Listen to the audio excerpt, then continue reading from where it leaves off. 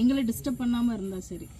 Next time எதனா disturb பண்ணுற மாதிரி இருந்தால் அது என்னன்னு நான் கண்டிப்பாக சொல்லிவிடுவேன் மாமா. நான் உங்ககிட்ட கூட நான் പെർമിഷൻ കേൾക്കുമായിരുന്നു. കോകിലയെ വിവാഹം കഴിച്ചതിന് പിന്നാലെ തനിക്ക് സന്തോഷവും സമാധാനവും ലഭിച്ചു തുടങ്ങിയെന്നാണ് ബാല പറയാറുള്ളത്. ഇരുവരും കഴിഞ്ഞ മാസമായിരുന്നു വിവാഹിതരായത്. ഇതിനുശേഷം വൈക്കത്ത് സ്വന്തമായി വീട് വാങ്ങി ഇരുവരും സന്തോഷം നിറഞ്ഞ ദാമ്പത്യ ജീവിതം ആസ്വദിക്കുകയാണ്. ഇതിനിടയിൽ കഴിഞ്ഞ ദിവസമായിരുന്നു ബാലയുടെ പിറന്നാൾ. കോകില ജീവിതത്തിലേക്ക് വന്ന ശേഷമുള്ള ആദ്യ പിറന്നാൾ ആയതിനാൽ ബന്ധുക്കളെയും സുഹൃത്തുക്കളെയും നാട്ടുകാരെയും വിളിച്ചു ചേർത്ത് വിപുലമായി തന്നെ നടൻ പിറന്നാൾ ആഘോഷിച്ചു. കോകിലയ്ക്കൊപ്പം കേക്ക് മുറിക്കുന്നതിന്റെ വീഡിയോകളും സോഷ്യൽ മീഡിയയിലൂടെ താരം തന്നെ പങ്കുവച്ചിരുന്നു. പിറന്നാൾ ആഘോഷത്തിന് ശേഷം ഭാര്യ കോകില മാധ്യമങ്ങളോട് സംസാരിച്ചു. കടന്നുകയറി അഭിപ്രായം പറയാനും ആർക്കും അധികാരമില്ല എന്നും കോകില പറഞ്ഞു. സോഷ്യൽ മീഡിയയിൽ തങ്ങളെപ്പറ്റി കുറെ നെഗറ്റീവ് കമന്റുകൾ വരുന്നുണ്ടെന്നും അടുത്തിടെ ഒരു സ്ത്രീ വന്ന് എന്തൊക്കെയോ മോശം കാര്യങ്ങൾ വിളിച്ചു പറയുന്നു. ഞങ്ങളുടെ പക്ഷത്ത് തെറ്റൊന്നുമില്ല. പിന്നെ ഞങ്ങൾ എന്താണ് കൂടുതൽ പറയേണ്ടത്?